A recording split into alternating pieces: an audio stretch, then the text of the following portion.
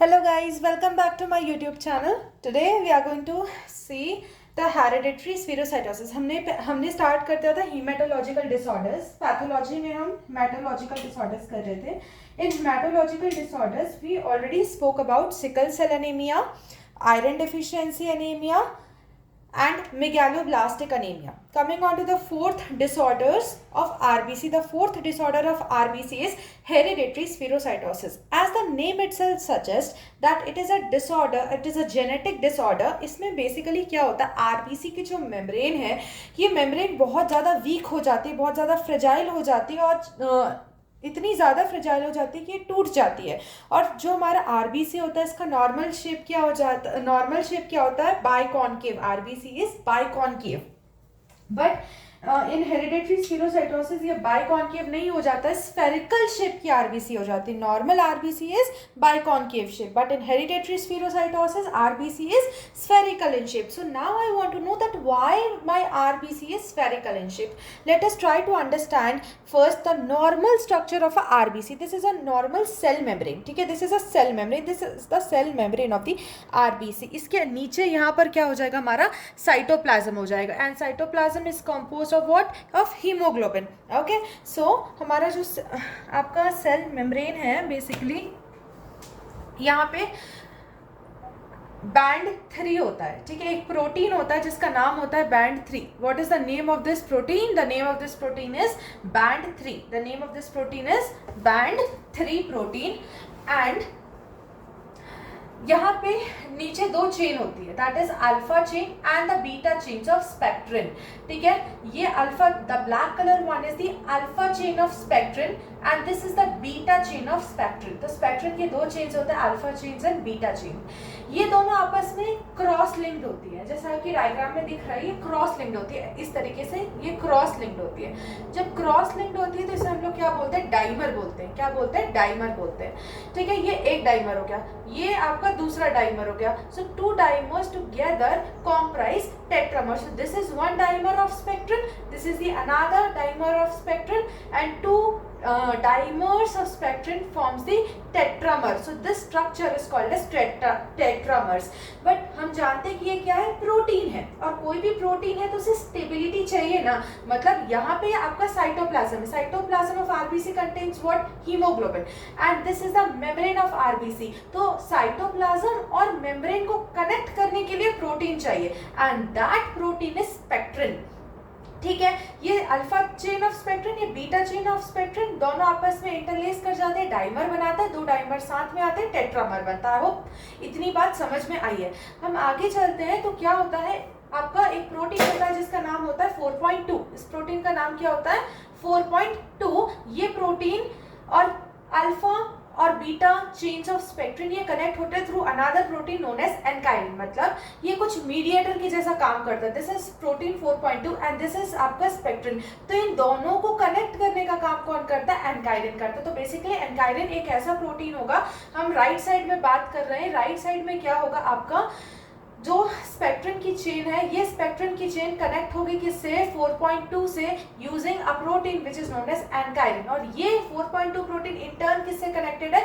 Band 3 protein से connected है. तो जब बैंड 3 से कनेक्टेड है, मैं ये बोल सकती हूँ कि आपका बैंड 3 प्रोटीन और एनकाइलिन आपस में कनेक्ट हो गए. आई होप सबको समझ में आ गया है. ये जो आपका स्पेक्ट्रिन चेन है, ये कनेक्टेड है 4.2 से वाया एनकाइलिन, और 4.2 कनेक्टेड है बैंड 3 से. तो ये स्ट्रक्चर क्या प्रोवाइड कर रहा है? स्टेबिलिटी प्रोवाइड कर रहा है. किसको स्टेबिलिटी प्रोवाइड कर रहा है? आरबीसी की मेम्ब्रेन को. मतलब जो हमारी आरबीसी की मेम्ब्रेन है, हम चाहते हैं इसे स्टेबिलिटी मिले. तो स्टेबिलिटी करने के लिए स्टेबल कौन कर सकता है? स्टेबल कर सकता है हमारा प्रोटीन. ठीक है, तो जो प्रोटीन होता है आपका स्पेक्ट्रिन प्रोटीन होता है, ये कनेक्ट होता है वाया एनकाइलिन टू 4.2.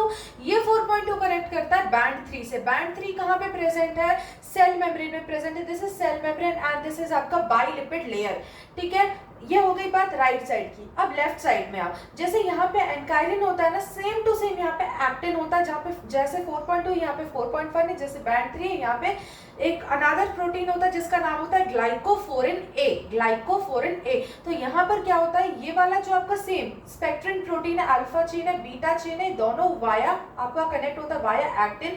एक्टिन एक अनादर प्रोटीन होता है जो कनेक्ट करता है 4.1 को इस प्रोटीन से, और प्रोटीन आपका फर्दर कनेक्ट करता है इसको किससे, ग्लाइकोफोरिन ए से। तो हमारा जो प्रोटीन है अगेन सेम स्टोरी है कि जो स्पेक्ट्रिन है वो किससे कनेक्ट हो गया, ग्लाइकोफोरिन ए से कनेक्ट हो गया है, ठीक है। तो ये आपका टेट्रामर हो गया, किस चीज का टेट्रामर है, स्पेक्ट्रिन का। किससे कनेक्टेड है, आपके प्रोटीन से कनेक्टेड है। प्रोटीन का नाम क्या, band 3 on right side and ग्लाइकोफोरिन A on the left side. तो स्पेक्ट्रिन फाइनली कनेक्ट है बैंड 3 और ग्लाइकोफोरिन ए से जो मेम्ब्रेन में प्रेजेंट है via help of proteins ankyrin and actin, और कनेक्ट होता किससे, 4.2 और 4.1 से कनेक्ट होता है, ठीक है।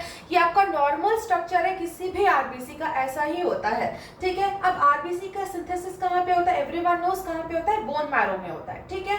बोन मैरो में सिंथेसिस होता है, आरबीसी फ्रेश होती है। लाइफ स्पैन कितनी होती है आरबीसी की, 120 डेज, ठीक है। अब 120 डेज के बाद क्या होता है, ये मेम्ब्रेन आपका क्योंकि ओल्ड हो गई, आरबीसी ओल्ड हो गई आफ्टर 120 डेज, तो ये मेम्ब्रेन में जो प्रोटीन है ये प्रोटीन डीनेचर होने लगते हैं। प्रोटीन क्या होने लगते हैं, डीनेचर होने लगते हैं। जब ये प्रोटीन्स डीनेचर होने लगते हैं, जब ये प्रोटीन्स डीनेचर होने लगते हैं, कौन से प्रोटीन्स, स्पेक्ट्रिन, एंकाइरिन, बैंड 3, तो बेसिकली ये पूरे स्ट्रक्चर का रोल क्या होता है, फंक्शन क्या होता है, फंक्शन होता है आरबीसी को सपोर्ट करना। और आपने देखा होगा आरबीसी के जो सर्कुलेशन में आपका twist and turn and squeeze कर सकती है, मतलब इतना ज्यादा इसमें कैपेसिटी होती है कि अपने आप को स्क्वीज कर सकती है, अपने आप को फोल्ड कर सकती है, अपने आप को जो कैपिलरीज होती हैं ये बहुत ज्यादा नैरो होती है, तो एकदम नैरो कैपिलरी से भी आरबीसी पास कर जाता है because of its twisting and turning nature.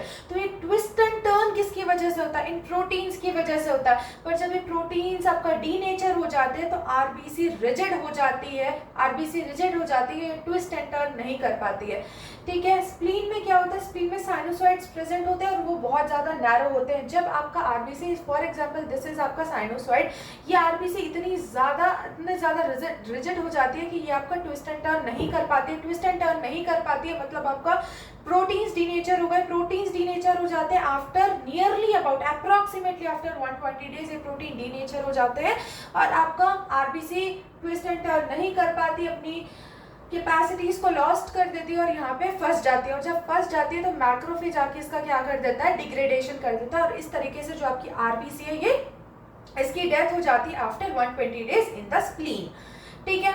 और एक चीज और है कि आपका आरबीसी में एक पंप होता है जिसका नाम होता है सोडियम पंप। तो जब तक आपका आरबीसी एक्टिव रहती है बिफोर 120 डेज, जब फंक्शनल होती है तो ये सोडियम को क्या करता है, पंप आउट करती रहती है। लेकिन आफ्टर 120 डेज ये इफेक्ट, इसकी जो इफेक्ट कैपेसिटी है ये कैपेसिटी चली जाती है और सोडियम इंट्रासेलुलरली एक्यूमुलेट होने लगता है और डब्ल्यूबीसी क्या हो जाती है, एक्सपांड करने लग जाती है। ड्यू टू सोडियम आएगा ऑस्मोटिकली वाटर को ड्रैग करेगा, इसलिए आरबीसी स्वेल अप हो जाती है। ये नॉर्मल था। अब वापस आ जाते हैं back to hereditary spherocytosis. Hereditary spherocytosis में क्या प्रॉब्लम होती है, हमारा म्यूटेशन होता है दो जीन में। पहला जीन है आपका एंकाइरिन जीन, जो जीन बेसिकली आपका ये जीन है, ठीक है। ये जीन डबल स्ट्रैंडेड डीएनए, ये जीन एमआरएनए बनाएगा, एमआरएनए प्रोटीन को बनाता है। इस प्रोटीन का नाम है एंकाइरिन। यदि ये जीन में म्यूटेशन हो जाती है, यदि इस जीन में म्यूटेशन हो जाती है तो आपका एंकाइरिन प्रोटीन फॉर्म नहीं होगा। जस्ट इमेजिन एंकाइरिन प्रोटीन नहीं होगा तो क्या होगा, ये स्पेक्ट्रिन है, ये स्पेक्ट्रिन जुड़ना चाहता है बैंड 3 से और इसको जोड़ने का काम कौन कर रहा था, एंकाइरिन। बट एंकाइरिन तो म्यूटेट हो गया। यदि एंकाइरिन म्यूटेट हो जाएगा तो स्पेक्ट्रिन चेन बैंड 3 से नहीं जुड़ पाएगा। यदि नहीं जुड़ पाएगा तो स्पेक्ट्रिन अलग हो जाएगा, आपका बैंड 3 अलग हो जाएगा, ठीक है। तो आपका ये फॉर एग्जाम्पल साइटोप्लाज्म है और ये फॉर एग्जाम्पल हमारा क्या है, मेम्ब्रेन है। तो आपकी मेम्ब्रेन जो है यहाँ पे मेम्ब्रेन है, ये मेम्ब्रेन आरबीसी की मेम्ब्रेन है, ये आपका आरबीसी का साइटोप्लाज्म है। तो ये मेम्ब्रेन, इसके जो प्रोटीन है, ये एनकाइलिन प्रोटीन है, ये म्यूटेट हो गया है, तो स्पेक्ट्रम जुड़ नहीं पाएगा। किससे नहीं जुड़ेगा? बैंड 3 से नहीं जुड़ पाएगा, बैंड 3 से नहीं जुड़ पाएगा। तो इसका जो साइड आपका जो मेम्ब्रेन है, मेम्ब्रेन में डिफेक्ट है, ये मेम्ब्रेन में डिफेक्ट है, आरबीसी साइटोप्लाज्म में नहीं जुड़ पाएगा। जैसे ही आरबीसी नैरो कैपिलरी से पास करना शुरू होगा, जैसे ही आरबीसी पास करना स्टार्ट करेगा, इनिशिएट करेगा, तो साइटोप्लाज्म आगे चला जाएगा, ये मेम्ब्रेन का स्ट्रक्चर पीछे चला जाएगा। क्यों? क्योंकि आपस में कनेक्टेड नहीं है, यहाँ पे स्टेबिलिटी नहीं है, स्टेबिलिटी नहीं है तो कनेक्टिविटी नहीं है, कनेक्टिविटी नहीं है तो क्या होगा? आपका आरबीसी जो है वो आगे चला जाएगा और ये हमारा पीछे रह जाएगा। सो बेसिकली क्या हो रहा है, यदि अब मैं ड्रॉ करके दिखाऊं तो ये हमारे पास बाइकॉन्केव आरबीसी है। इस तरीके से होता है हमारा आरबीसी, बाइकॉन्केव आरबीसी होता है। यदि मैं साइड व्यू बताऊं तो अब जैसे ही ये पास करने लगेगा, जैसे ही हमारा जो आरबीसी है ये पास करने लगेगा, तो इसका साइटोप्लाज्म तो आगे चला जाएगा, बट इसके जो मेम्ब्रेन है, इस मेम्ब्रेन में डिफेक्ट है। सिंस ये मेम्ब्रेन में डिफेक्ट है, इसके जो पीसेज हैं ये ऐसे साइड साइड में टूटने लगेंगे और फाइनली ये जो चीज़ है ये जुड़ जाएगी और ये हमारा ओवेलोसाइट बन जाएगा। इसीलिए ये आपका स्फेरिकल आरबीसी बन जाता है। मैं एक बार और रिपीट कर देती हूँ, पैथोजेनेसिस में क्या होता है।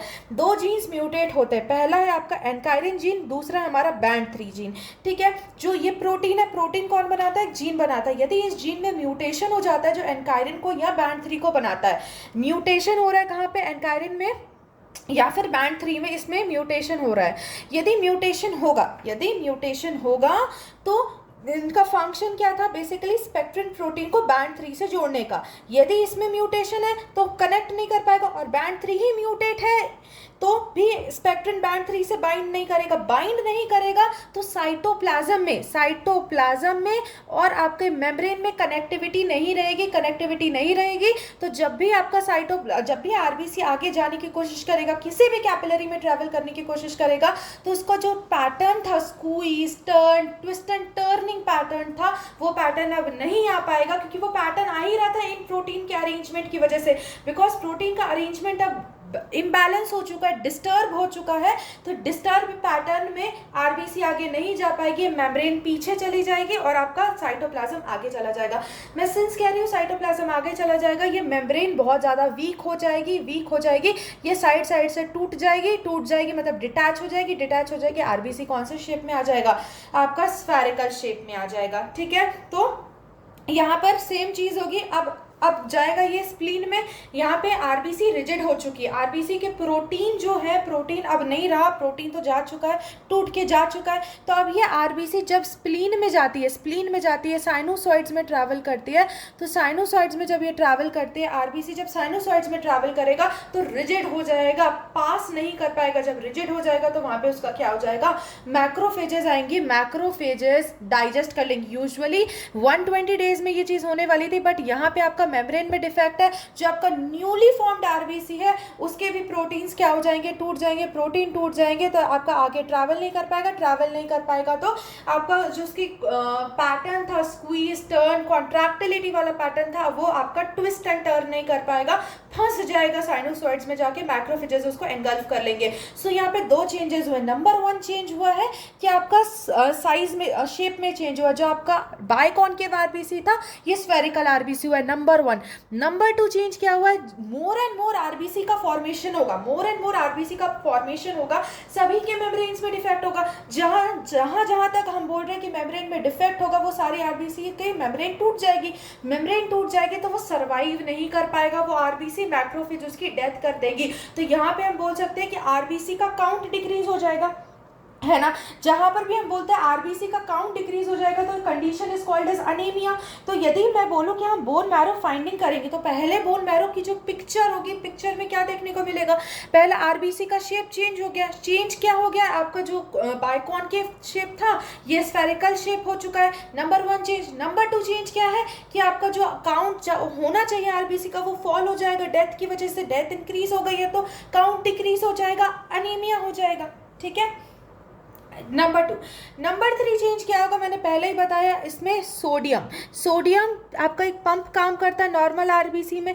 ये सोडियम को क्या करता है? एक्स्ट्रा सेलुलरली बाहर रखने का काम करता है। बट यहाँ पे आरबीसी का शेप बाइकॉन्केव तो रहा नहीं, क्या हो चुका है? स्फेरिकल रह चुका है। तो अब ये सोडियम पंप नहीं काम करेगा और सोडियम को ये आपका बाहर नहीं निकाल पाएगा, more and more intracellular accumulation हो जाएगा सोडियम का, और जहाँ पर भी सोडियम का एक्यूमुलेशन होता है वो ऑस्मोटिकली वाटर को ड्रैग करता है और ये आरबीसी आपकी क्या हो जाएगी, स्वेल हो जाएगी। ठीक है, अब जब हम ऑस्मोटिक फ्रेजिलिटी टेस्ट करेंगे, क्या करेंगे, ऑस्मोटिक फ्रेजिलिटी टेस्ट करेंगे, तो हम देख पाएंगे कि आपका जो कॉन्सेंट्रेशन है सोडियम का वो सेल के अंदर इंक्रीज हो जाएगा।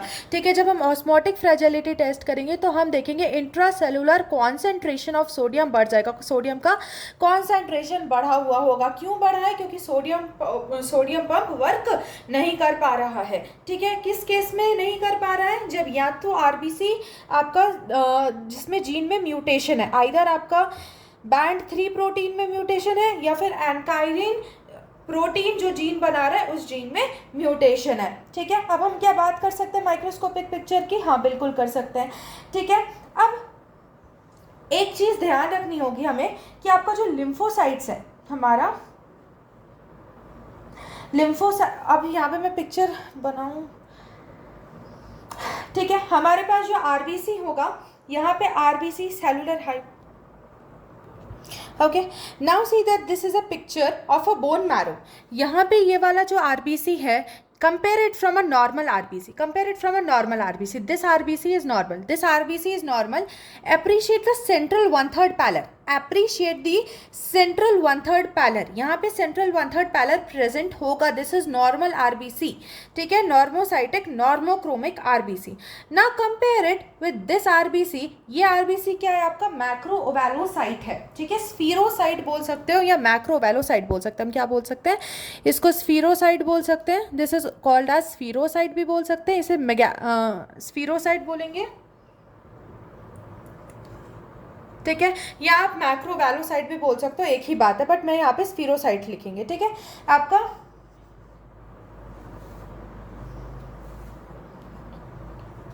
ठीक है, ये स्फीरोसाइट है, ये क्या है आपका स्फीरोसाइट है, ये प्लेटलेट है, प्लेटलेट काउंट नॉर्मल रहेगा, let me tell you, platelet है, प्लेटलेट काउंट नॉर्मल रहेगा। ठीक है, ये हमारा लिम्फोसाइट है, लिम्फोसाइट भी हमारा नॉर्मल ही रहेगा, lymphocyte count is also normal, ये लिम्फोसाइट है, लिम्फोसाइट काउंट भी नॉर्मल रहेगा, ये स्फीरोसाइट है, स्फेरिकल है, ठीक है, आप ओवैलोसाइट भी बोल सकते हो, मैक्रो ओवैलोसाइट भी बोल सकते हो, और चाहो तो हाँ एक चीज़ इसमें याद रखनी है, स्फीरोसाइट में आपका सेंट्रल पैलर एब्सेंट रहेगा, यहाँ पे देखो सेंट्रल 1/3 पैलर प्रेजेंट है, यहाँ पे सेंट्रल 1/3 पैलर एब्सेंट है, स्फीरोसाइट्स में central 1/3 pallor is absent, I should write here कि central 1/3 pallor is absent, central 1/3 pallor is absent,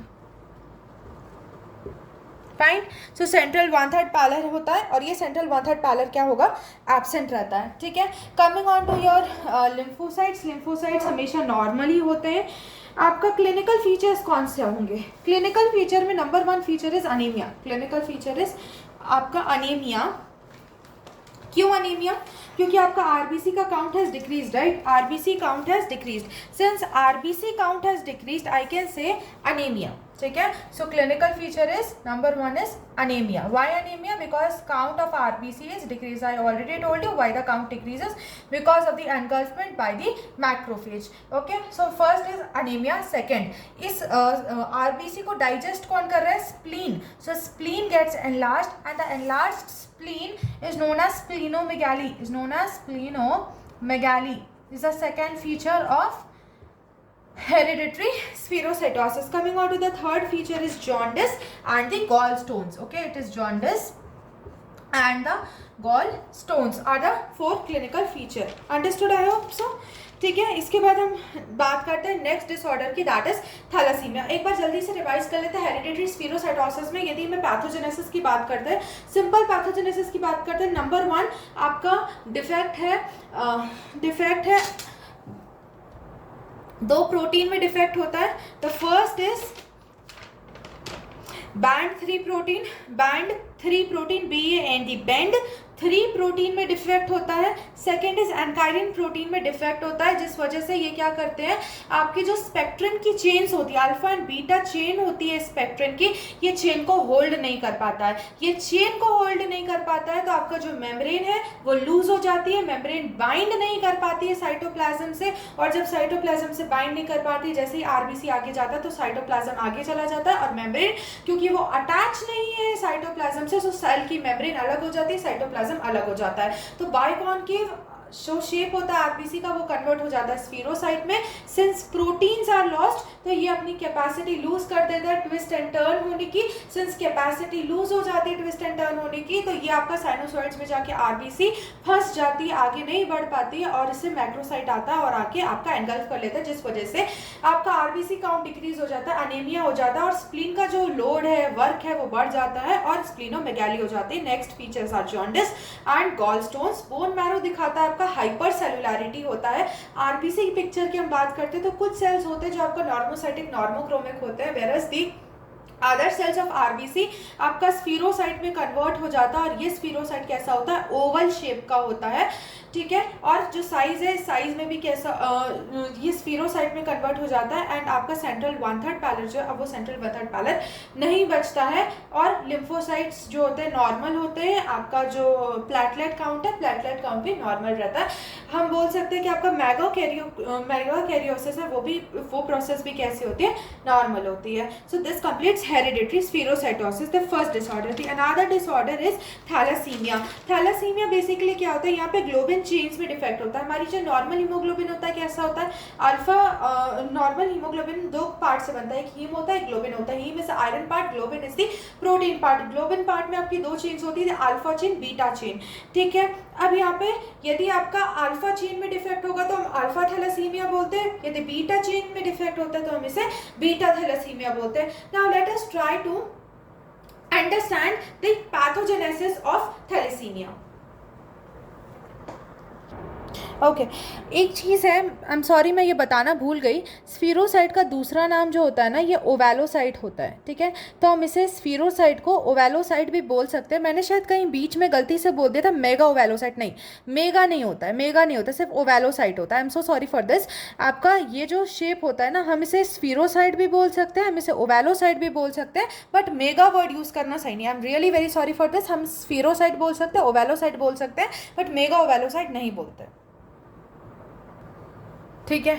हमने बात की थैलेसीमिया। थैलेसीमिया 2 तरीके का होता है, अल्फा थैलेसीमिया, बीटा थैलेसीमिया। अब लिख लेते हैं यहाँ पे, थैलेसीमिया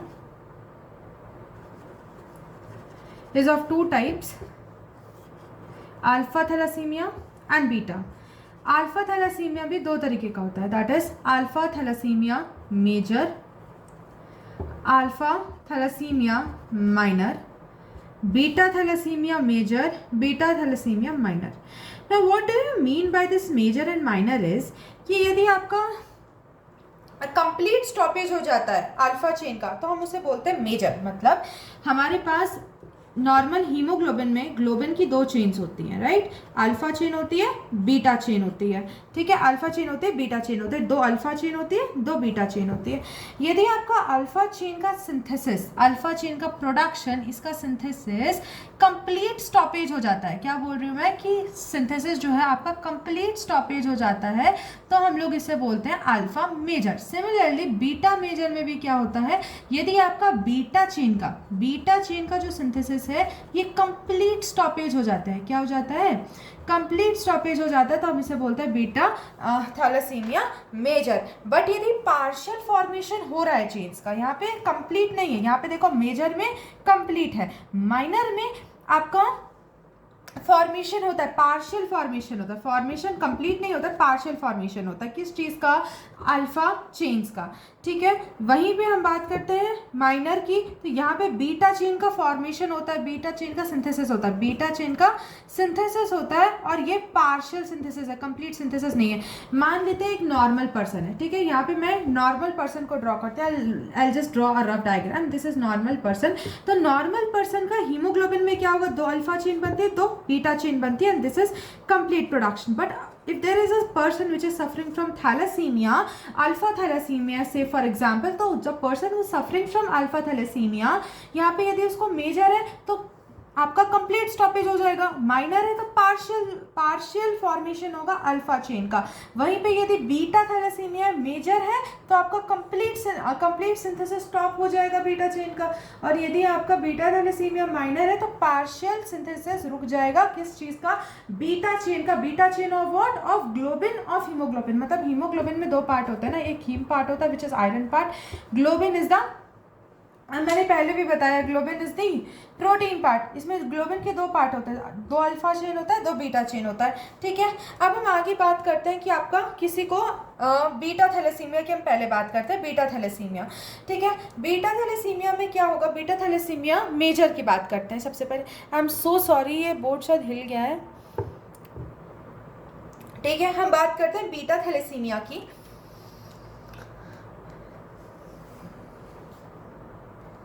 ठीक है, अब हम बात करते हैं पैथोजेनेसिस की। पैथोजेनेसिस किसका, बीटा थैलेसीमिया का। यदि आपके दोनों जीन्स म्यूटेटेड है, ठीक है, दोनों जीन्स म्यूटेटेड है तो क्या हो जाएगा आपका, बीटा थैलेसीमिया होगा। क्या होगा, बीटा थैलेसीमिया होगा, ठीक। अब आगे चलते हैं, दैट इज होगा क्या, मान लेते हैं यहाँ पे मैंने बोन मैरो बनाया, ठीक है। This is a rough diagram, please try to understand that this is a rough diagram. मैं आगे नहीं बना रही, यहाँ पे बोन मैरो होगा, ठीक है। This is a long bone के अंदर बोन मैरो होगा। इनसाइड द बोन मैरो यहाँ पे आरबीसी का सिंथेसिस होगा। The synthesis of RBC is known as erythropoiesis. मैं इस आरबीसी को जो बन रहा है, जो डेवलप हो रहा है, मैं इसे ऐसे एनलार्ज करके दिखा रही हूँ, ठीक है। So this is a diagram of a RBC, ठीक है। I am just magnifying this view, इसीलिए ये आरबीसी एनलार्ज करके दिखाई है। वन मोर थिंग, यहाँ पे ये वाला जो प्रोसेस था ये एराइथ्रोपोइसिस वाला प्रोसेस था। तो एराइथ्रोपोइटिक स्टेज में आपका न्यूक्लियस भी प्रेजेंट होता है। इस न्यूक्लियस को का जो स्टेज है ये नॉर्मोब्लास्ट स्टेज है। कौन सा स्टेज है, नॉर्मोब्लास्ट स्टेज है। तो नॉर्मोब्लास्ट स्टेज का जो न्यूक्लियस है, मैं यहाँ लिख देती हूँ, जो नॉर्मोब्लास्ट स्टेज है ये नॉर्मोब्लास्ट स्टेज है, ठीक है। तो ब्लास्ट स्टेज का जो न्यूक्लियस है, नॉर्मोब्लास्ट स्टेज का न्यूक्लियस है ये, ठीक है, ये नॉर्मल है। व्हाट अबाउट द साइटोप्लाज्म, क्या साइटोप्लाज्म नॉर्मल है, बिल्कुल भी नहीं है। क्योंकि आपका बीटा थैलेसीमिया है, बीटा चेन का सिंथेसिस नहीं हो रहा है। मतलब एक आधी बीटा चेन है जो सिंथेसाइज हो रही है, rest of the beta chain जो है वो सिंथेसाइज नहीं हो रही है। So beta chains are not synthesize. सिर्फ और सिर्फ क्या, कौन से चेन्स है, अल्फा चेन्स हैं, ठीक है। तो ये बीटा चेन बहुत ज़्यादा कम होगी, अल्फा चेन बहुत ज़्यादा होगी, ठीक है। There are many alpha chain पर बीटा चेन बहुत ज़्यादा कम है। तो यह अल्फा चेन क्या करेगी, आपस में क्लम्प कर जाएगी। आपस में क्या करेगी, आपस में क्लम्प कर जाएगी। बिकॉज अल्फा जो चेन है ये बहुत ज़्यादा है, बीटा चेन बहुत ज़्यादा कम है। तो ये अल्फा चेन आपस में क्या करेगी, आपस में अपने आप को पेयर कर लेगी। यूजुअली नॉर्मली जो आपका पेयर होता है ना, ये अल्फा बीटा चेन का होता है। अभी मैंने दिखाया था 2 अल्फा 2 बीटा का होता है। लेकिन जब आपका थैलेसीमिया होता है ना, तो अल्फा अल्फा चेन टुगेदर आ जाते हैं because of deficiency of beta chain, ठीक है। अब क्या हुआ, यहाँ पे बीटा चेन नहीं है, बीटा चेन नहीं है, हीमोग्लोबिन का सिंथेसिस नहीं हो पाएगा। सेम चीज़ यहाँ पे होगी, आपका हीमोग्लोबिन का सिंथेसिस नहीं हो पाएगा। जब ग्लोबिन ही नहीं है तो हीमोग्लोबिन कहाँ से बनेगा, हीमोग्लोबिन नहीं बनेगा। सो लेवल्स ऑफ हीमोग्लोबिन कम हो जाता है। और ये हीमोग्लोबिन क्या बना रहा है, आपका साइटोप्लाज्म बना रहा है। Let me tell you again कि ये हीमोग्लोबिन क्या बना रहा है, आपका साइटोप्लाज्म बना रहा है। सिंस आपका ग्लोबिन चेन नहीं रहेगी, ग्लोबिन चेन नहीं रहेगी तो आपका हीमोग्लोबिन नहीं बनेगा, हीमोग्लोबिन का सिंथेसिस नहीं हो पाएगा, साइटोप्लाज्म स्कैंटी रह जाएगा, साइटोप्लाज्म बहुत ज्यादा कम बनेगा। जब आपका साइटोप्लाज्म कम बनेगा तो the size of RBC decreases, size of RBC decreases, size of RBC decreases. और हीमोग्लोबिन तो पहले से कम है, तो बताओ कौन सा किस तरीके का दिखेगा RBC, yes correct, microcytic hypochromic anaemia दिखेगा। क्या दिखेगा, माइक्रोसाइटिक हाइपोक्रोमिक अनीमिया दिखेगा। माइक्रोसाइटिक क्यों, क्योंकि साइज छोटा हो जाएगा। और हाइपोक्रोमिक क्यों, क्योंकि आपका हीमोग्लोबिन ही नहीं है, और हीमोग्लोबिन ही तो साइटोप्लाज्म बनाता है। तो जब आपका साइटोप्लाज्म नहीं बनेगा तो साइज छोटा होगा। और रेड कलर कौन देता है, हीमोग्लोबिन देता है। हीमोग्लोबिन कम है, रेड कलर कम होगा, मतलब आपका साइज भी छोटा होगा, कलर भी क्या होगा, कम होगा। कौन सा अनीमिया होगा, माइक्रोसाइटिक हाइपोक्रोमिक अनीमिया होगा। क्यों हुआ, क्योंकि साइटोप्लाज्म में हीमोग्लोबिन का सिंथेसिस नहीं हो पाया है, ठीक है। अब अनीमिया है तो देखो हीमोग्लोबिन कम होगा, हीमोग्लोबिन कम होगा तो ऑक्सीजन डिलीवरी जो है सेल्स में, आपको सबको पता है कि हीमोग्लोबिन का फंक्शन क्या होता है, ऑक्सीजन से बाइंड करना और ऑक्सीजन कैरिंग कैपेसिटी सबको पता है क्या होता है कि आपका ऑक्सीजन लेकर जाता है और डिलीवर करता है टिश्यूज को। जब हीमोग्लोबिन नहीं रहेगा तो ये ऑक्सीजन से बाइंड नहीं कर पाएगा, टिश्यूज में ऑक्सीजन डिलीवर नहीं करेगा तो हाइपोक्सिया इंक्रीज हो जाएगा। ठीक है, अब हम आगे चलते हैं, दैट इज अब क्लिनिकल फीचर्स की बात करते हैं। क्लिनिकल फीचर हम पहले ही बता चुके, अनीमिया होगा। यहाँ पे क्लिनिकल फीचर देख लो, क्लिनिकल फीचर क्या होगा, नंबर 1 अनीमिया होगा। अनीमिया क्यों है, क्योंकि आपका आरबीसी कम ही बनेगी। आरबीसी का सिंथेसिस कम क्यों हुआ, क्योंकि आपका हीमोग्लोबिन में ग्लोबिन नहीं था। दूसरा क्या है, स्प्लीनोमेगैली। स्प्लीनोमेगैली क्यों होगा, बिकॉज आपका increased destruction of RBC inside the spleen, तो स्प्लीन का एनलार्जमेंट हो जाएगा which is known as splenomegaly. Third is आपका यहाँ पे आयरन ओवरलोड की वजह से आयरन डिपॉजिट होने लगेगा हार्ट में, लिवर में, पैनक्रियाज में, तो यहाँ पे क्या हो जाएगा आपका हीमोसिडरोसिस हो जाएगा। क्या हो जाएगा, हीमोसिडरोसिस हो जाएगा। हीमोसिडरोसिस मतलब क्या होता है, आपका आयरन ओवरलोड की वजह से आयरन का डिपोजिशन दूसरे ऑर्गन्स में such as heart, liver and kidney, haemosiderosis भी होता है। सेकेंडरी हीमोक्रोमैटोसिस भी होता है। यहाँ पे हीमोक्रोमैटोसिस तो होगा लेकिन ये सेकेंडरी होगा, सेकेंडरी हीमोक्रोमैटोसिस। हम नेक्स्ट बात करते हैं, that is extra medullary haemopoiesis. यहाँ पे आपका इरेथ्रोपोइटिन लेवल बहुत ज़्यादा इंक्रीज हो जाएगा, बिकॉज आरबीसी का काउंट बहुत कम है। जब आरबीसी का काउंट बहुत कम है तो आपका इरेथ्रोपोइसिस के लिए एक हार्मोन होता है जो सिंथेसाइज होता है, एंड दैट इज इरेथ्रोपोइटिन। ठीक है, हार्मोन का नाम क्या होता है, इरेथ्रोपोइटिन। तो इरेथ्रोपोइटिन लेवल जो है यहाँ पे इंक्रीज हो जाते हैं, इतना ज़्यादा इंक्रीज हो जाते हैं कि not only inside the bone marrow but आपका अदर साइड्स में भी क्या होता है, like liver and lymph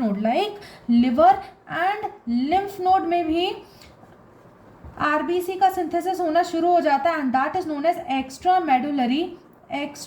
medullary haemopoiesis. तो ये एक्स्ट्रा मेडुलरी हीमोपोइसिस क्यों हुई है, this extra medullary haemopoiesis is due to excess level, high levels of इराइथ्रोपोइटिन।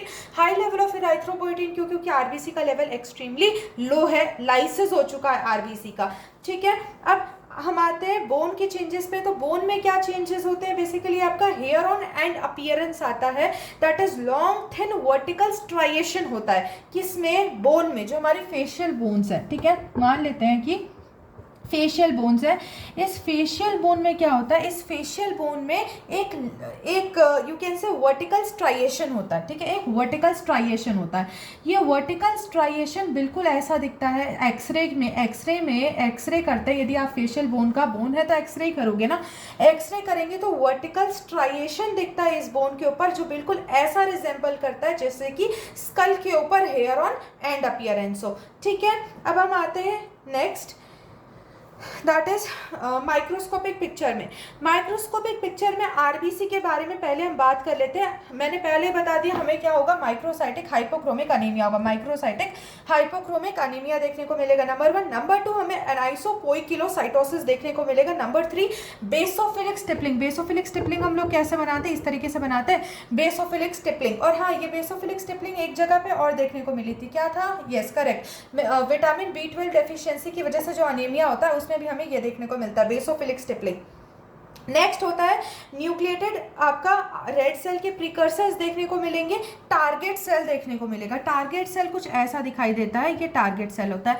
Target cell basically बनता क्यों है, बिकॉज ऑफ हीमोग्लोबिन रीडिस्ट्रीब्यूशन की वजह से टारगेट सेल देखने को मिलता है। ठीक है, बोन मैरो के अंदर हाइपर सेलुलरिटी इंक्रीज हो जाएगी। हाइपर सेलुलरिटी क्यों, क्योंकि आरबीसी इतना ज़्यादा कम था तो फीडबैक की वजह से इराइथ्रोपोइटिन ज़्यादा हुआ। इराइथ्रोपोइटिन ज़्यादा हुआ तो आरबीसी का फॉर्मेशन इंक्रीज हो जाएगा, इसीलिए बोन मैरो का फर्स्ट फाइंडिंग क्या होगी, हमारी हाइपर सेलुलरिटी। फर्स्ट फाइंडिंग क्या होगी, हाइपर सेलुलरिटी। सेकेंड फाइंडिंग क्या होगी, आपका M/E रेशियो, दैट इज आपका M/E रेशियो इंक्रीज हो जाएगा। ठीक है, इराइथ्रोपोइसिस देखने को मिलेगा। माइलोपोइसिस दैट इज आपका WBC का फॉर्मेशन और प्लेटलेट का फॉर्मेशन एब्सोल्युटली नॉर्मल होगा। ठीक है, अब हम अब हम नेक्स्ट चीज़ बनाते हैं, that is your microscopy. Microscopy में 4 फाइंडिंग्स में पहले ही बता चुकी, एक बार जल्दी से रिपीट कर देती हूँ। क्या देखने को मिलता है? नंबर 1 आपका microcytic hypochromic anaemia, number 2 basophilic stippling, number 3 आपका टारगेट सेल्स देखने को मिलता है, एनाइसोपोइकिलोसाइटोसिस प्रेजेंट होती है, नंबर 4, और बाकी सब कुछ नॉर्मल होता है, न्यूट्रोफिल, लिम्फोसाइट, प्लेटलेट्स, बाकी सब लोग नॉर्मल होता है। ठीक है, अब हम डायग्राम बनाते हैं पेरिफेरल स्मीयर का। उससे पहले एक बार रिवाइज कर लेते हैं। बीटा थैलेसीमिया में क्या होता है? आपका बीटा चेन की डेफिशिएंसी होती है। आपका ये जेनेटिक डिसऑर्डर है जिसमें आपका जब जेनेटिकली दोनों जीन्स म्यूटेट होते हैं तो बीटा थैलेसीमिया हो जाता है। आपका बीटा चेन का फॉर्मेशन ही नहीं होगा। बीटा चेन का फॉर्मेशन नहीं होगा तो सिर्फ अल्फा अल्फा चेन बचेगी। अल्फा अल्फा चेन आपस में पेयर कर लेगी, बीटा चेन नहीं रहेगा, हीमोग्लोबिन का सिंथेसिस नहीं होगा। हीमोग्लोबिन का सिंथेसिस नहीं होगा, साइटोप्लाज्म नहीं बनेगा। साइटोप्लाज्म नहीं बनेगा, सिर्फ न्यूक्लियस रह जाएगा। साइटोप्लाज्म नहीं बनेगा, साइटोप्लाज्म नहीं बनेगा तो साइज ऑफ आरबीसी डिक्रीज हो जाएगा। हीमोग्लोबिन कम है इसलिए माइक्रोसाइटिक हाइपोक्रोमिक एनीमिया होगा। हीमोग्लोबिन का रीडिस्ट्रीब्यूशन हो जाएगा तो क्या बनेगा? हमारा टारगेट सेल बनेगा, और ये हमारा बेसोफिलिक स्टिपलिंग है। ठीक है, और क्लिनिकल फीचर्स दिख रहे हैं, अनीमिया, स्प्लीनोमेगाली, हिमोसिड्रोसिस, सेकेंडरी हीमोक्रोमैटोसिस हो सकता है, एक्स्ट्रामेडुलरी हीमोपोइसिस होगी ड्यू टू आपका एक्सेस लेवल ऑफ इराइथ्रोपोइटिन। लिवर और लिम्फ नोड में भी आरबीसी का फॉर्मेशन स्टार्ट हो जाएगा। एक्सरे में हम देखेंगे फेशियल बोन में एक वर्टिकल स्ट्राइएशन है which is known as hair on end appearance. Coming on to the peripheral smear. ठीक है, अब हम पेरिफेरल स्मीयर बनाना शुरू करते हैं बीटा थैलेसीमिया का। ठीक है, बीटा थैलेसीमिया का पेरिफेरल स्मीयर, नंबर 1 हम आरबीसी बनाएंगे। आरबीसी में जो आपका होगा ये माइक्रोसाइटिक हाइपोक्रोमिक है, पहले ही बता दिया है मैंने। देखो, छोटा सा साइज बनाना है और काफ़ी कम भी बनाना है। ठीक है, ये microcytic hypochromic anaemia, microcytic hypochromic anaemia. Okay, अब इसके अलावा माइक्रोसाइटिक हाइपोक्रोमिक एनीमिया के अलावा हमने बोला था टारगेट सेल होता है। क्या होता है? टारगेट सेल होता है। तो ये टारगेट सेल है। टारगेट सेल क्यों होता है? Due to haemoglobin redistribution. ठीक है, तो ये हमारा टारगेट सेल है। It is a characteristic feature of beta thalassaemia and this is microcytic hypochromic anaemia. Number 3 आपका यहाँ पे जो आरबीसी होगी, कुछ आरबीसी हो सकता है न्यूक्लिएटेड आरबीसी हो। ठीक है, ये न्यूक्लिएटेड आरबीसी है। नॉर्मली आपका न्यूक्लिएटेड आरबीसी प्रेजेंट नहीं होता, बट यहाँ पे हो सकता है कि आपका जो आरबीसी हो ये कैसा हो? न्यूक्लिएटेड हो। तो ये न्यूक्लिएटेड आरबीसीज है। ठीक है, ये न्यूक्लिएटेड आरबीसी है और बाकी नॉर्मल होता है। ये लिम्फोसाइट्स है, लिम्फोसाइट्स आपके नॉर्मल होते हैं। ये लिम्फोसाइट्स है, लिम्फोसाइट्स एकदम नॉर्मल होता है। ठीक है, नेक्स्ट है प्लेटलेट। प्लेटलेट भी एकदम नॉर्मल होता है। ठीक है, रिवाइज करना चाहते हैं तो कर सकते हैं। माइक्रोसाइटिक हाइपोक्रोमिक एनीमिया होता है, एनाइसोपोइकिलोसाइटोसिस शो करता है, टारगेट सेल शो करता है, न्यूक्लिएटेड आरबीसी शो करता है, बाकी आपके लिम्फोसाइट्स और प्लेटलेट्स बिल्कुल नॉर्मल होता है। आई होप समझ में आ गया है। ये बीटा थैलेसीमिया का पेरिफेरल स्मीयर है। हम नेक्स्ट पैथोलॉजी करना शुरू करते हैं, that is glucose G6PD deficiency. हम क्या स्टार्ट करने वाले हैं? G6PD deficiency. अभी तक हमने क्या पढ़ा? अभी तक हमने पहला स्फीरोसाइटोसिस किया है, दूसरा बीटा थैलेसीमिया। ठीक है, स्फीरोसाइटोसिस हो गया है और बीटा थैलेसीमिया हो गया है, दोनों जेनेटिक डिफेक्ट की वजह से होता है। अब हम तीसरे जेनेटिक डिफेक्ट पे जाते हैं, that is glucose G6PD deficiency. ठीक है, यहाँ पे एक कैरेक्टरिस्टिक फीचर प्लीज याद रखना, टारगेट सेल होता है। ठीक है, G6PD डेफिशिएंसी में हम देखेंगे, आगे शुरू करते हैं G6PD deficiency. Okay, so starting with G6PD deficiency, इसका फुल फॉर्म होता है ग्लूकोज 6 फॉस्फेट डिहाइड्रोजनेज डेफिशिएंसी। ठीक है, G6, एक सेकेंड,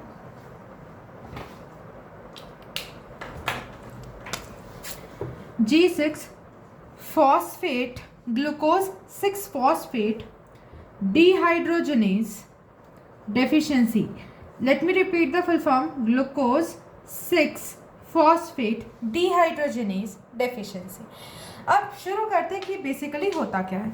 हमारी बॉडी में, नॉर्मल ह्यूमंस की बॉडी में रिएक्टिव ऑक्सीजन स्पीशीज होती हैं। ठीक है, रिएक्टिव ऑक्सीजन स्पीशीज होती है जैसे कि आपका फ्री रेडिकल्स जो होते हैं ना, like hydrogen peroxide, like hydrogen peroxide, oxygen radical, ठीक है। इस तरीके से हमारी बॉडी में रिएक्टिव ऑक्सीजन स्पीशीज होती है, ठीक है। अब इन रिएक्टिव ऑक्सीजन स्पीशीज का रोल क्या होता है, फंक्शन क्या होता है? इनका फंक्शन ये होता है कि कोई भी आपका जब पैथोजन बॉडी के अंदर एंटर करता है ना, जब कोई भी पैथोजन बॉडी के अंदर एंटर करता है तो उसे किल करने का या डिस्ट्रॉय करने का काम कौन करते हैं? ये आपकी reactive oxygen species like hydrogen peroxide करती है, ठीक है। अब ये ऑक्सीजन फ्री रेडिकल है, ये आपका हाइड्रोजन पेरोक्साइड है। क्लियर है? क्या होता है हमारा एक जो नॉर्मल एंजाइम है that is glucose 6 phosphate dehydrogenase, जो एंजाइम है ग्लूकोज 6 फॉस्फेट डिहाइड्रोजनेज, ये एक बेसिकली एक प्रोटीन का सिंथेसाइज करती है। ये प्रोटीन देखो क्या होता है कि आपका G6PD that is glucose 6 phosphate dehydrogenase, ठीक है। तो ये डिहाइड्रोजनेज क्या है? बेसिकली एक आपकी एंजाइम है, ठीक है। ये एंजाइम आपका फॉर्म करती है एक प्रोटीन को, इसका नाम होता है ग्लूटाथायोन पेरोक्सीडेज। बेसिकली ये भी एक एंजाइम ही होती है, ग्लूटाथायोन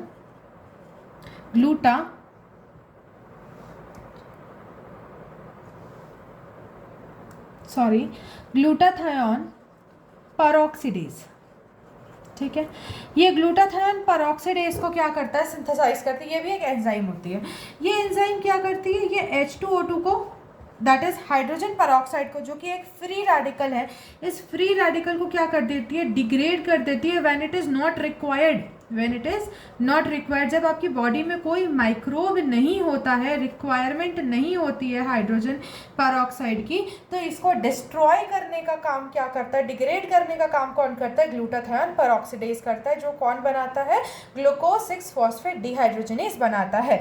तो यदि ये आपका H2O2 जो कि हाईली रिएक्टिव होता है, ये जो H2O2 होता है ना, ये काफ़ी ज़्यादा रिएक्टिव होता है, हाईली रिएक्टिव होता है, इसे डिस्ट्रॉय करने का काम करता है। यदि ये डिस्ट्रॉय नहीं होगा तो ये बहुत हाईली रिएक्टिव होता है। यदि आपका इसको डिस्ट्रॉय नहीं करेगी ग्लूटाथायोन पेरोक्सीडेज, तो ये बॉडी के टिश्यूज को क्या करेगा? डैमेज करना स्टार्ट कर देगा।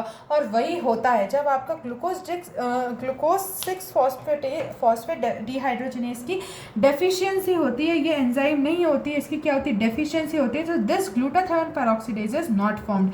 जब ये ग्लूटाथायोन पेरोक्सीडेज फॉर्म नहीं होता है तो ये जो H2O2 है, जो डिग्रेड होना चाहिए था, it is not degraded, it is not degraded. Degrade नहीं करेगा तो क्या है? ये आपका हाईली रिएक्टिव होने की वजह से क्या करता है? डैमेज करना शुरू कर देता है।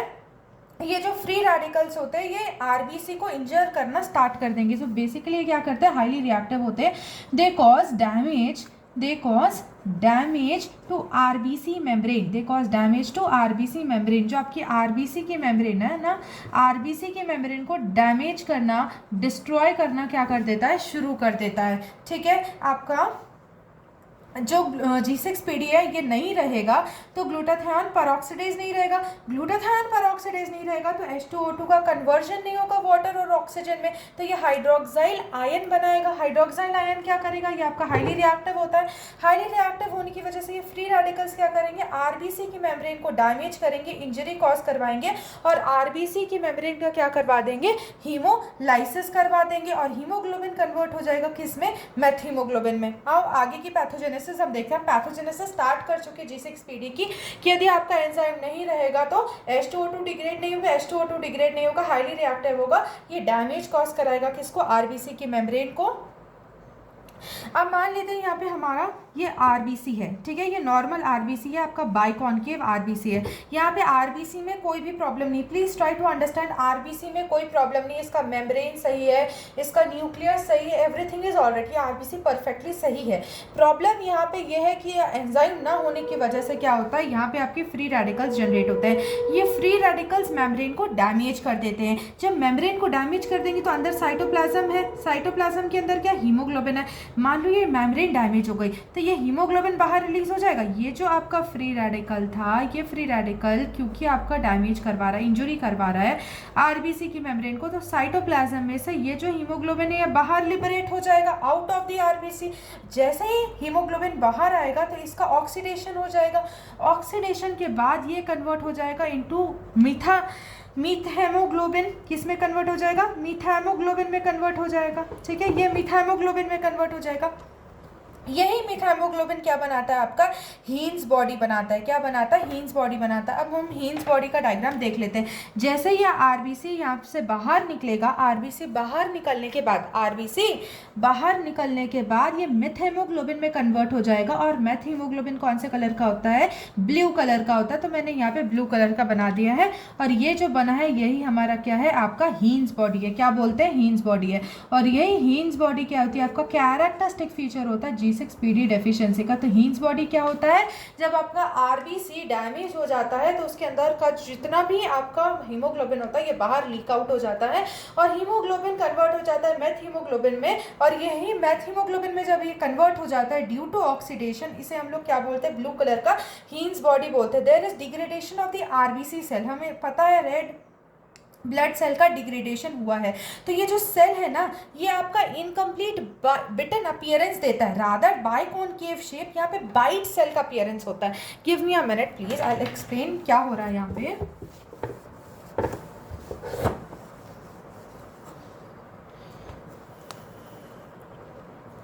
यहाँ पे मान लेते हैं, यहाँ पे फॉर एग्जाम्पल ये केक का एक पीस है। ठीक है, ये केक का एक पीस है। अब यहाँ से if you take a bite of a cake, ठीक है, ये केक का ये पीस है, ये तुमने मान लो खा लिया। यहाँ पे तुम्हें भूख लग रही है, तुमने ये पीस को खा लिया। यहाँ पे जब तुम केक का ये बाइट ले लोगे, केक का एक बाइट ले लोगे, तो रिमेनिंग केक कैसा दिखेगा? कुछ ऐसा ही दिखेगा, because this is the piece which you have eaten, this piece you have eaten. तो ये रिमेनिंग केक ऐसा दिखेगा। ठीक है, वैसा ही यहाँ पर भी कुछ आरबीसी के साथ भी होता है, क्योंकि आरबीसी की मेम्ब्रेन को डैमेज कर दिया गया है। आरबीसी का साइटोप्लाज्म में मतलब जो हीमोग्लोबिन है वो बाहर जा चुका है। तो यहाँ पे ये जो नॉर्मल आरबीसी था, जो इस तरीके से दिख रहा था, आपका बाइकॉनकेव शेप का आरबीसी था, यहाँ पे इसका बाइट हो जाता है और ये ऐसा अपीयर करता है, इस तरीके से अपीयर करता है। And this is known as bite cell. पहला कैरेक्टरिस्टिक फीचर क्या होता है? आपका हीन्स बॉडी था। दूसरा कैरेक्टरिस्टिक फीचर क्या होता है? बाइट सेल होता है। ठीक है, अब यदि हम पेरिफेरल स्मीयर बनाने की कोशिश करते हैं, ये हमारा पेरिफेरल स्मीयर है। पेरिफेरल स्मीयर में आरबीसी नॉर्मल है। प्लीज ट्राई टू अंडरस्टैंड कि यहाँ पे आरबीसी में कोई भी प्रॉब्लम नहीं है। आरबीसी एज इट इज दिखेगा आपको, दैट इज नॉर्मोसाइटिक नॉर्मोक्रोमिक दिखेगी। ठीक है, this are normocytic normochromic RBC. Colour is also normal and the pallor is also normal. Please appreciate it. Normocytic normochromic RBCs. ठीक है, बट यहाँ पे प्रॉब्लम क्या है? प्रॉब्लम ये है कि आपका जो आरबीसी है यहाँ पे क्या प्रेजेंट है? मैं मान लेते हैं ये बना लिया मैंने आपका दिस हीन्स बॉडी मैंने बताया था क्या होगा, इसका कन्वर्जन हो जाएगा किसमें? मेथ हीमोग्लोबिन में। ठीक है, हीमोग्लोबिन जो लीक आउट होगा ये क्या बन जाएगा? मेथ हीमोग्लोबिन बन जाएगा। This cell is called as Heinz cell, HEINZ, Heinz cell. और दूसरा मुझे क्या बनाना है? बाइट सेल बनाना है। बाइट सेल क्यों बनाना है? क्योंकि आपका जो फ्री रेडिकल था उसने आरबीसी को डैमेज कर दिया है। आरबीसी डैमेज होने के बाद कुछ इस तरीके का दिखेगा and this type is known as bite cell which is a characteristic feature of G6PD deficiency. So इस तरीके से हमें बनाना है बाइट सेल है। एक तरफ से आपको क्या दिखाना है कि डैमेज हो चुका, this is again bite cell. ठीक है, इस तरीके से हम ड्रॉ कर सकते हैं। हो गया। नेक्स्ट आपका माइल्ड ल्यूकोसाइटोसिस होता है। ल्यूकोसाइटोसिस माइल्ड ल्यूकोसाइटोसिस होता है। ल्यूकोसाइट का काउंट डिक्रीज हो जाता है। सो यहाँ पे हम लिख सकते हैं नेक्स्ट इज माइल्ड ल्यूकोसाइटोसिस। ठीक है, माइल्ड ल्यूकोसाइटोसिस देखने को मिलेगा। यहाँ पे बना सकते हो तुम ल्यूकोसाइट, माइल्ड ल्यूकोसाइटोसिस देखने को मिलता है। एक बार हम रिवाइज कर लेते हैं। G6PD डेफिशिएंसी में क्या होता है? आपका हाईली रिएक्टिव ऑक्सीजन स्पीशीज होती है हाइड्रोजन पैराऑक्साइड। ये हाइड्रोजन पैराऑक्साइड तब नीड होता है जब आपका माइक्रोबियल इन्फेक्शन होता है, ये एक्सपोजर होता है किसी ड्रग से, केमिकल के लिए, तो वहाँ पे यूज़ होता है। बट जब आपका यूज़ नहीं होता है, रिक्वायरमेंट नहीं होती है तो एंजाइम होती है ग्लूटाथायोन पैराऑक्सीडेज एंजाइम, ये कोड करती है आपका G6PD एक एंजाइम, G6PD एक एंजाइम होती है, G6PD एंजाइम होती है, ये कोड करती है आपका ग्लूटाथियोन पेरोक्सीडेज को। ये ग्लूटाथियोन पेरोक्सीडेज क्या करता है, बेसिकली आपका डिस्ट्रॉय करता है फ्री रेडिकल्स को, free radicals in the sense hydrogen peroxide को। पर जब ये एंजाइम ही नहीं रहती है तो आपका ग्लूटाथियोन पेरोक्सीडेज नहीं बनता, तो H2O2 को डिस्ट्रॉय नहीं कर पाता। H2O2 परसिस्टेंट रहता है तो ये मेम्ब्रेन को डैमेज करने की कोशिश करता है, मेम्ब्रेन को डैमेज करने की कोशिश करता है तो इसका हीमोग्लोबिन बाहर निकल जाता है, ऑक्सीडाइज हो जाता है तो मेथ हीमोग्लोबिन, और जब मेथ हीमोग्लोबिन में कन्वर्ट हो जाता है तो आपका हीन्स बॉडी मिलती है। और यहाँ पे आपका अपीयरेंस होता है, कैसा अपीयरेंस होता है, आपका बाइट सेल अपीयरेंस होता है क्योंकि मेम्ब्रेन यहाँ पे डैमेज हो चुकी है। ये सारी फीचर्स हमें देखने को मिलते हैं। माइल्ड ल्यूकोसाइटोसिस हमें देखने को मिलता है on the peripheral smear. So we have completed the third topic of RBC disorders, that is G6PD deficiency. Thank you so much. Do like, share, comment and subscribe.